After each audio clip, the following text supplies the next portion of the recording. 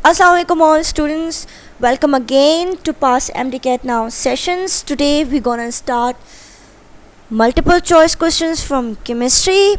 जैसे आप सब लोगों को पता है कि आपकी टेस्ट डेट्स अक्टूबर की आ चुकी हैं, तो time is short and the more practice you do the more perfect you will be. तो हमारी कोशिश होगी कि हम ज़्यादा से ज़्यादा MCQs आपको साथ सॉल्व करते रहें. सो इसके लिए कनेक्टेड रहिए हमारे साथ, हमारे चैनल के साथ, ताकि आपको मुस्तकिल MCQs की प्रैक्टिस, सॉल्यूशंस की प्रैक्टिस मिलती रहे. Subscribe to our channel as well as subscription box के बराबर एक बेल आइकॉन होगा आपको यूट्यूब पे शो हो रहा है. Click on the bell icon. So जितनी भी हम अपडेट करेंगे वीडियोस, वो सब आपको नोटिफिकेशन के थ्रू पहुंचती रहेगी. फेसबुक पेज को हमारे फॉलो कीजिए, उससे भी आपको जो है वो मिलती रहेगी. उसका लिंक हम यूट्यूब वीडियो पे आपके ये शेयर कर देंगे, जहाँ से आप हमारी फेसबुक को फॉलो कर सकते हैं. फेसबुक पेज को follow that page. Now let's start.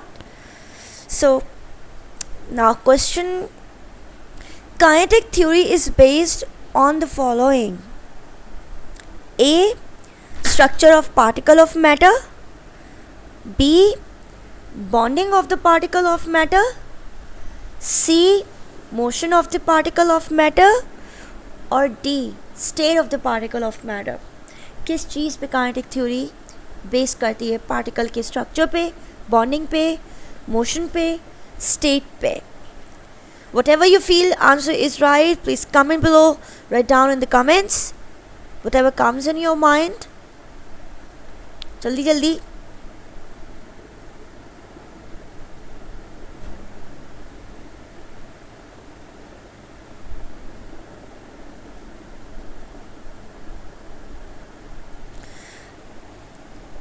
Okay, so the correct answer is C.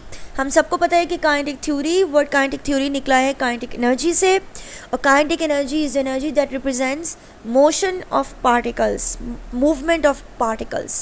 So moving particles में, मोशन करते पार्टिकल्स में काइनेटिक एनर्जी होती है. उसी काइनेटिक एनर्जी की बेसिस पे काइनेटिक थ्योरी रखी गई है. Okay, so the average kinetic energy of gas molecule depends upon the A. Total energy of the molecules. B. Absolute temperature. C. Collision between molecules. Or D. Number of total molecules. Again I repeat, average kinetic energy gas molecules की किस चीज़ पे depend करती है? Total energy पे molecules की, absolute temperature पे, molecules के दरमियान कोलिजन्स पे, या फिर टोटल नंबर ऑफ मॉलिक्यूल्स पे. आपके ख्याल में कौन सा आंसर सही है?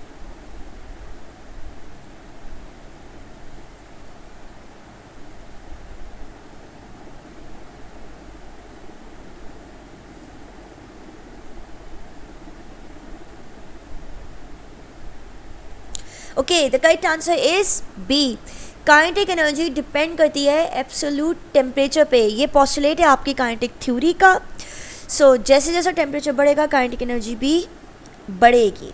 3 स्टेट्स ऑफ मैटर में ये आपके डिस्क्राइब्ड है. फिजिक्स में भी जहाँ जहाँ काइनेटिक मॉलिक्यूलर थ्योरी आएगी वहाँ यही पॉस्टुलेट फॉलो होगा. Okay, the average transitional kinetic energy is directly proportional to absolute temperature. This law is known as, कौन सा लॉ है जिसका ये स्टेटमेंट है? Boyle's law, Charles law, Henry's law, और none of the above. A Boyle's law, B Charles law, C Henry's law, और D none of the above. जो answer आपको सही लगता है कमेंट्स में मेंशन कीजिए please.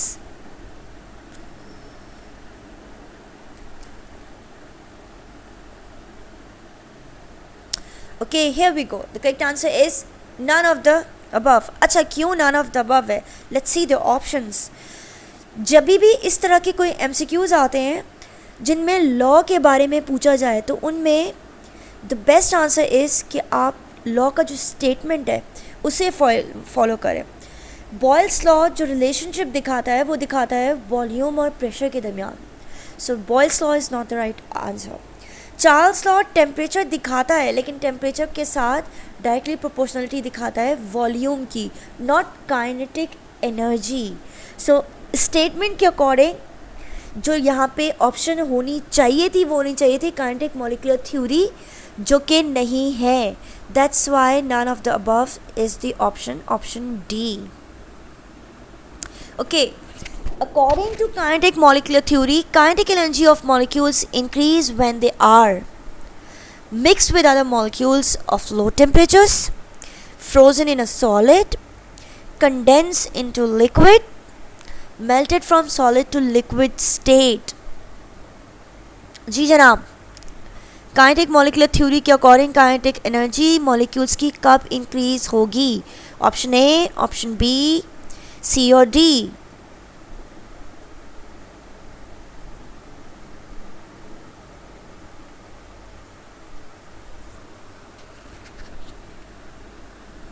The correct answer is D.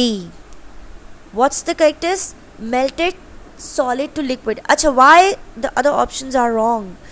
If you consider the first one, mixed with other molecules of low temperature, ये जो statement है ये खुद अपने आप बोलता है कि ये low temperature की बात हो रही है, और हम kinetic theory में क्या पढ़ते हैं कि एनर्जी उस वक्त इंक्रीज होगी जब टेम्परेचर इंक्रीज होगा। यहाँ साफ लिखा हुआ है low temperature, so it's a clear no.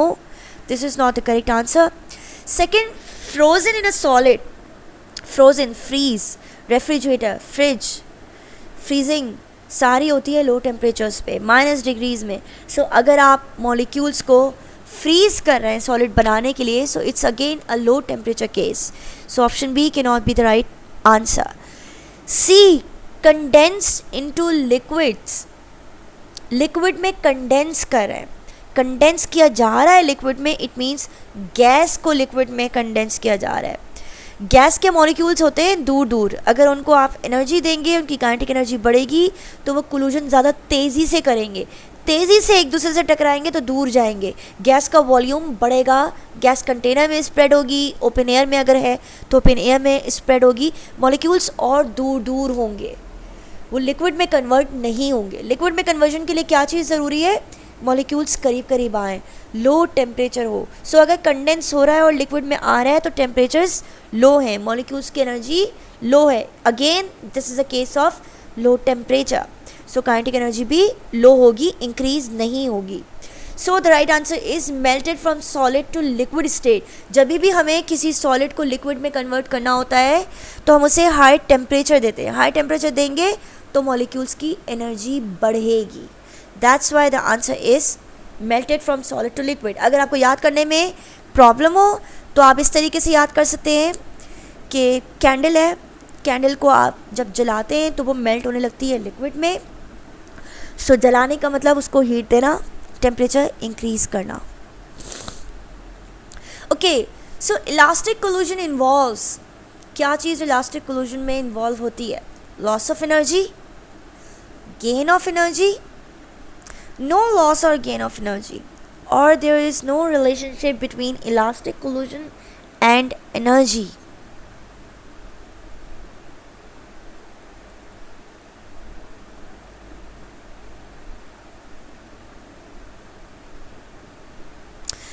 Okay, the correct answer is C, no loss no gain. जब आप काइनेटिक थ्योरी को पढ़ेंगे, उसके पोस्टुलेट्स को पढ़ेंगे, तो आपके उसमें पोस्टुलेट में एक पोस्टुलेट क्या है कि गैस मॉलिक्यूल्स के दरमियान जो कोलिजन्स होती हैं वो इलास्टिक होती है, और वहीं उन्होंने इलास्टिक कोलिजन को भी मेंशन किया है, नो लॉस और नो गेन। दो तरह की कोलिजन्स होती हैं, elastic and in elastic. Elastic वो है जिसमें ना ही कोई लॉस होता है ना ही कोई गेन ऑफ एनर्जी है। If the molecules are heavier, what will happen? The shorter the diffusion time for a given volume, the longer the diffusion time for a given volume, may be shorter or may be longer for a given volume, or diffusion of a gas doesn't depend upon the molecular weights of molecules. Molecules heavier होंगे means उनका मास, उनका atomic mass, उनका molecular mass, molecules का जिक्र हो रहा है तो मॉलिकुलर मास जब ज़्यादा होगा तो क्या होगा? A, B, C और D?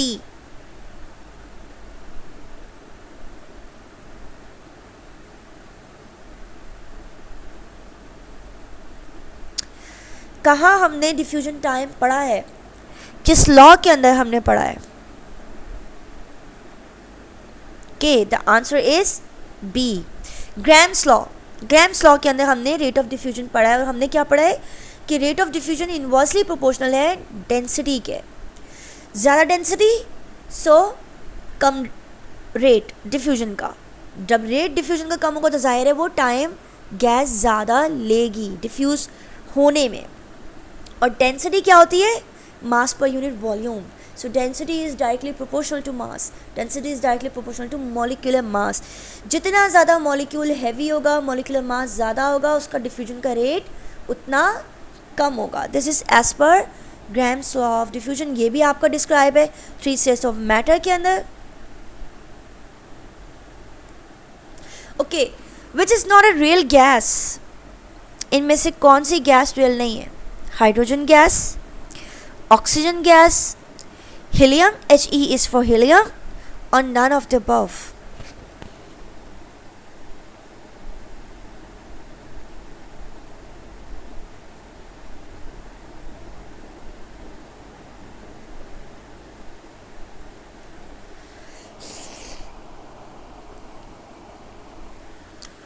The correct answer is D, none of the above. Why the correct answer is D or none of the above? Ideal gas and real gas, these are two categorization of gases. Ideal gas वो होती है जो तमाम gas laws को ओबे करे, तमाम temperatures पे, तमाम प्रेशर्स पे। दिस इज़ अ theoretical और an ideal phenomena. This is not the actual practice, क्योंकि ऐसी कोई गैस एग्जिस्ट नहीं करती है जो तमाम टेम्परेचर्स और तमाम प्रेशर्स पे सारे गैस लॉस को ओबे करे। तो जितनी भी गैसेस हैं वो आइडियल नहीं है, उन्हें हम नाम देते हैं रियल गैस का। इसमें ये नहीं पूछ रहे कि कौन सी गैस रियल है, इसमें ये कह रहे हैं कि कौन सी रियल नहीं है। तो ये सारी रियल है। सो द नॉट का वर्ड जो है वो इस स्टेटमेंट में इम्पॉर्टेंट है कि कौन सी नहीं है। ये सारी ही रियल है, क्योंकि ये सारी आइडियल बिहेवियर शो नहीं करती तमाम टेम्परेचर्स पे या तमाम प्रेशर्स पे। ये सारी रियल गैसेस हैं। Now which one of the following molecules are widely separated from one another but having negligible volume? Solid molecules, liquid molecules, gel molecules और गैस मॉलिक्यूल्स। जो भी आपके जहन में माइंड में आंसर क्लिक करता है, सही लगता है, write down in the comment.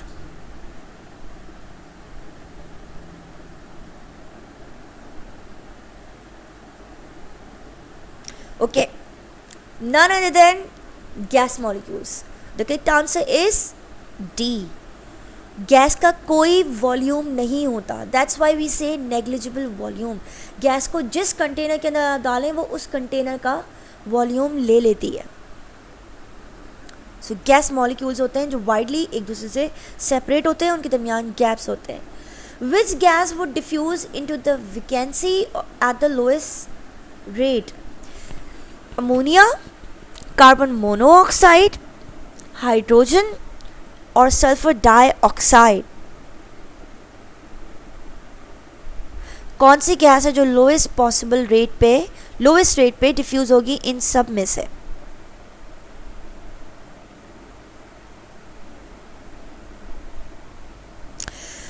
The correct answer is D, sulphur dioxide. अच्छा देखिए सल्फर डाइऑक्साइड कैसे, मैंने यहाँ पे आपको मेंशन भी किया है। अमोनिया का अगर आप मॉलिक्यूलर वेट कैलकुलेट करें तो नाइट्रोजन का मास होता है 14, हाइड्रोजन 3, 17। कार्बन मोनोऑक्साइड का अगर आप कैलकुलेट करें तो वो टोटल बनता है 28, हाइड्रोजन गैस 2 और सल्फर डाइऑक्साइड का अगर आप टोटल कैलकुलेट करें सल्फर 32, ऑक्सीजन 16 × 2 32, वो बनता है 64। यहाँ सबसे ज़्यादा मॉलिक्यूलर वेट सल्फर डाइऑक्साइड का है, सबसे ज़्यादा हैवियर गैस सल्फर डाइऑक्साइड है इन सब में। तो इन सब में सबसे स्लोएस्ट रेट पे डिफ्यूज सल्फर डाइऑक्साइड होगी। ये भी एज पर ग्राम्स लॉ है। Which one of the gases has the lowest density under room temperature? कौन सी गैस की सबसे कम डेंसिटी होगी रूम टेम्परेचर पे? A carbon monoxide, B ammonia NH3, C nitrogen gas और डी ऑक्सीजन गैस। इनमें से कौन सी ए बी सी और D will be having the lowest density?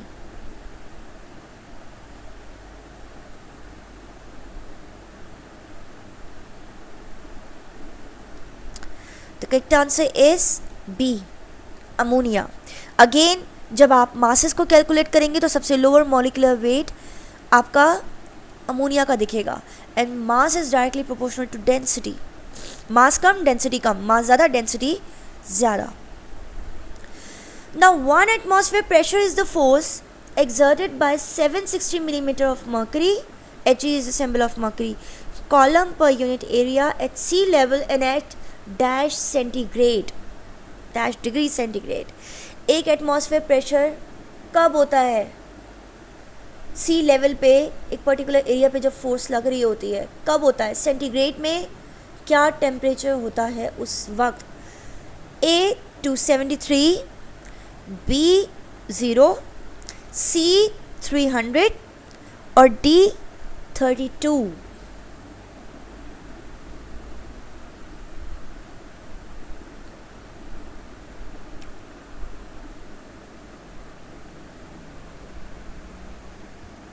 Ji, I think 70% लोगों ने ए ऑप्शन चूज किया होगा, 273, but the correct answer is B, 0 centigrade. Now let's see why A is not the option. Sea level पे 1 atmosphere pressure के लिए जो standard condition है वो है 273 केल्विन। यहाँ पे जो यूनिट मेंशन किया गया है वो है सेंटीग्रेड। सेंटीग्रेड पे ये 0 सेंटीग्रेड होता है। अगर यहाँ पे केल्विन होता तो आंसर विल बी 273। सो इस तरह के जितने भी MCQs होंगे उनमें आपको यूनिट कन्वर्जन्स का ख्याल रखना है। 2 options can be exactly right but there will be a difference of unit. So किस यूनिट में क्या चीज़ मेंशन की गई है इसे आपने बहुत गौर से देखना है। केयरफुली आपने अपने क्वेश्चन को रीड आउट करना है। और आप चाहते हैं कि हम आपकी हेल्प करें, आपकी MCQs की प्रैक्टिस एप्टीट्यूड टेस्ट तक कंटिन्यू रहे, तो don't forget to subscribe this channel and follow our page on Facebook. Now volume of the gas depends upon, किस चीज़ पे गैस का वॉल्यूम डिपेंड करता है? Size of the container, nature of the gas, mass of the gas और depend upon condition. ये तो almost मैंने जवाब दे ही दिया है। So what is the right answer? Size of the container. Gas का अपना कोई वॉल्यूम नहीं होता, जिस कंटेनर के अंदर गैस को स्प्रेड किया जाता है वो उसी का वॉल्यूम ऑक्यूपाई कर लेती है। Gases are liquefied at high temperature, high pressure, low temperature और ईच टेम्परेचर, किसी भी टेम्परेचर पे कर लें। जी, ए बी सी और डी, आपके ख्याल में कौन सा आंसर सही है?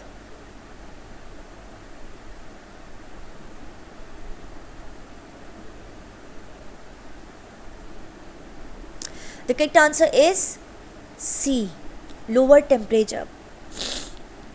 टेम्परेचर लो होगा, एनर्जी लो होगी, मॉलिक्यूल्स करीब आएंगे, लिक्विड में कन्वर्जन होगा। Gas converted into liquid by the process, क्या कहते हैं उस प्रोसेस को जिसमें गैस लिक्विड में कन्वर्ट होती है? सब्लिमेशन, कंडेंसेशन, इवापोरेशन और liquefaction.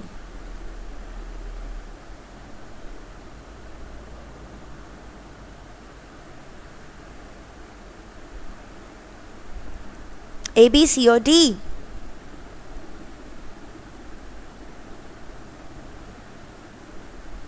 B, condensation. Now why condensation? Let's see the other options. A पे हमारे पास है sublimation. सब्लिमेशन वो प्रोसेस होता है जिसमें सॉलिड विदाउट लिक्विड फेज में आए डायरेक्ट गैस में कन्वर्ट हो जाती है, सॉलिड से डायरेक्ट गैस में फेज कन्वर्ट हो जाती है, क्योंकि मॉलिक्यूल्स इतनी ज़्यादा एनर्जी ले लेते हैं कि उन्हें लिक्विड फेज में आने की ज़रूरत नहीं पड़ती, वो डायरेक्ट गैस में चले जाते हैं। ये कहलाता है sublimation, it's the property of a solid. Second is condensation, जैसे हमने बताया। Third is evaporation.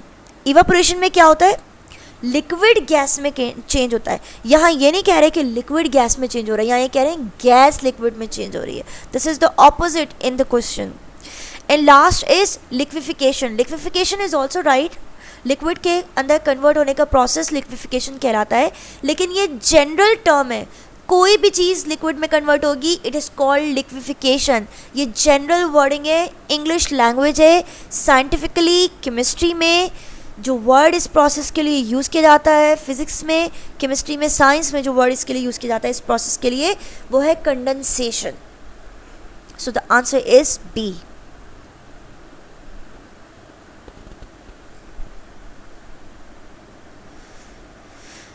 In ideal gas obeys gas law at. Ideal gas कब गैस लॉस को ओबे करती है, हाई प्रेशर में जब आपने उसको रखा हो, high temperature, all temperature and pressure, or at low temperature.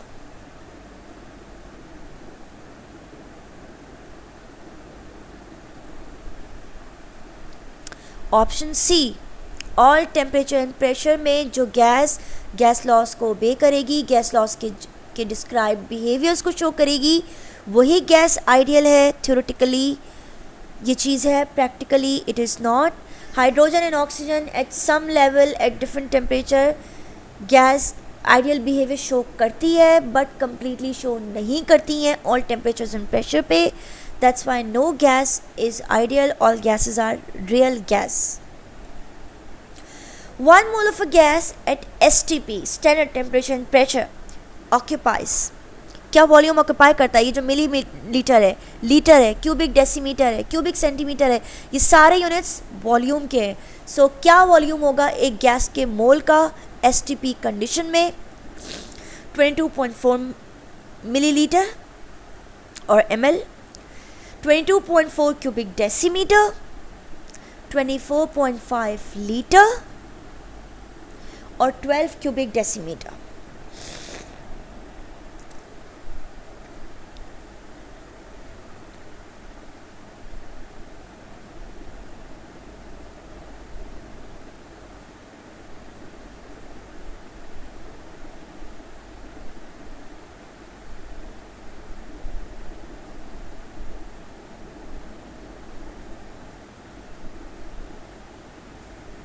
This is option B, 22.4 cubic decimetre. ये स्टैंडर्ड है, एसटीपी पे है। ये वैल्यूज़ आपको याद रखनी होंगी ताकि न्यूमेरिकल के जितने भी क्वेश्चंस हों उसमें ये आपको हेल्प करें। अगर आपको ये याद नहीं होंगी आपसे गलती हो जाएगी। और अगर क्यूबिक सेंटीमीटर में भी गिवन हो तो मेक श्योर आप कैलकुलेट कर लें कि वो क्यूबिक डेसीमीटर में इतना ही है वॉल्यूम या नहीं है, कन्वर्ट करके देख लें। वैसे इस तरह के जो एमसीक्यूज़ होते हैं न्यूमेरिकल के, आप तमाम लोगों के एग्ज़ाम में एप्टीट्यूड के ऐसे क्वेश्चंस आएंगे जो आधे मिनट पे सॉल्व हो जाते हैं, बहुत लंबे क्वेश्चंस नहीं आते हैं। लेकिन अगर आपकी किस्मत में मुश्किल हो, टफ़ टाइम हो, तो टेस्ट टफ भी आ सकता है। It is a possibility. पास में इस तरह होता रहा है। 2011-2012 में जब एनटीएस ने अपना टेस्ट के पैटर्न्स को चेंज किया था तो उस वक्त उन्होंने बीसीक्यूज़ दिए थे और ऐसे एमसीक्यूज़ भी दिए थे जिनमें से 2-3 एमसीक्यूज़ ऐसे थे जो एक्सपर्ट से एक्सपर्ट टीचर भी अगर करे तो उसको 2.5 मिनट लग जाए। तो टेस्ट टाइमिंग्स के अकॉर्डिंग सॉल्व करना इस तरह का पेपर मुश्किल होता है, आपकी स्पीड होनी चाहिए।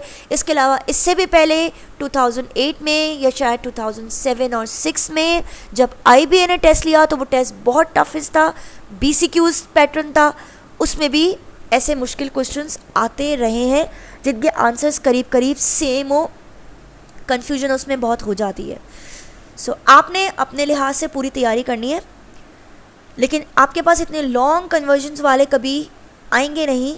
क्वेश्चन ज़्यादातर ऐसे एमसीक्यूज़ आएंगे जो आधे मिनट में सॉल्व हो सकते हैं। फिर भी cubic centimetre is also a unit of volume.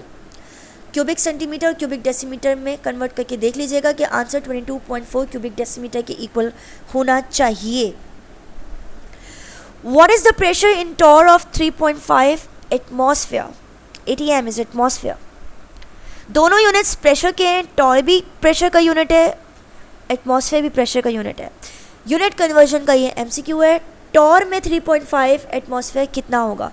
760 bye 3.5, 760 into 3.5 और 7600. ए, बी, सी और डी.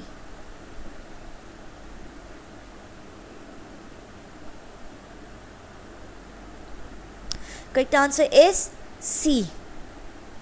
76 into 3.5. एक एटमॉस्फेयर 760 टॉर के बराबर होता है. ये स्टैंडर्ड है. सो जितने ज़्यादा atmosphere multiply by 760. Which instrument is used to measure atmospheric pressure? Barometer, calorimeter, spectrometer or voltmeter? Comment below your answer. जल्दी जल्दी.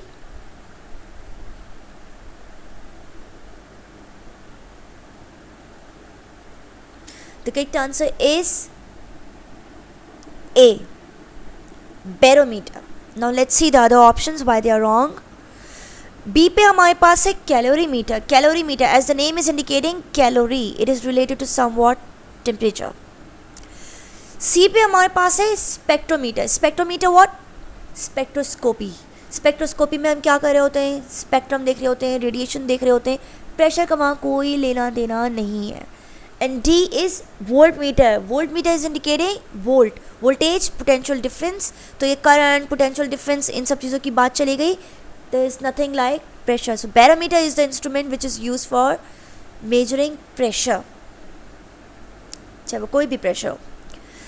The volume of gas would theoretically be 0 at 0 centigrade, 0 Kelvin,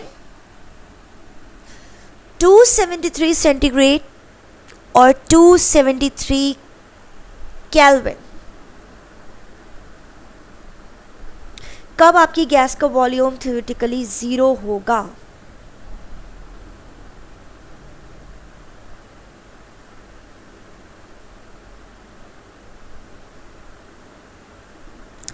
The correct answer is B, 0 Kelvin. कुछ लोग confuse होंगे centigrade पे. तो एक चीज़ मैं आपको बताऊं, सेंटीग्रेड पे वो है -273.16. माइनस, यहाँ कहीं माइनस में साइन नहीं लिखी हुई. -273 सेंटीग्रेड और 0 kelvin is the temperature which is called absolute zero और 0 डिग्री ऑफ केल्विन. ये वो टेम्परेचर है जिस पे किसी भी गैस का वॉल्यूम थ्योरेटिकली ज़ीरो होता है. Theoretically zero, theoretically means on paper. होता क्या है कि जब कोई गैस होती है, जिस कंटेनर में वो गैस होती है, हम उसके ही वॉल्यूम को गैस का वॉल्यूम कंसिडर करते हैं और वही वॉल्यूम पेपर पे लिखते हैं. थ्योरेटिकली वही वॉल्यूम लिखते हैं गैस का जो कंटेनर का होता है. यहाँ कह रहे हैं ज़ीरो कब होगा.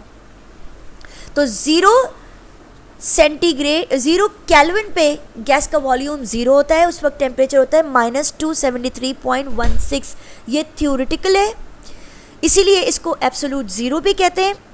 और ये थ्योरेटिकली इसलिए, प्रैक्टिकली ऐसी कोई गैस एग्जिस्ट नहीं कर पाती है क्योंकि ये इतना कम टेम्परेचर है कि इस टेम्परेचर पे गैस का जो स्ट्रक्चर है वो लिक्विफाई हो चुका होता है. 273 एक बहुत -273 एक बहुत ही लोवेस्ट टेम्परेचर है जिसमें गैस ऑलमोस्ट लिक्विड में कन्वर्ट हो चुकी होती है. वो गैस का स्ट्रक्चर ही नहीं रहता.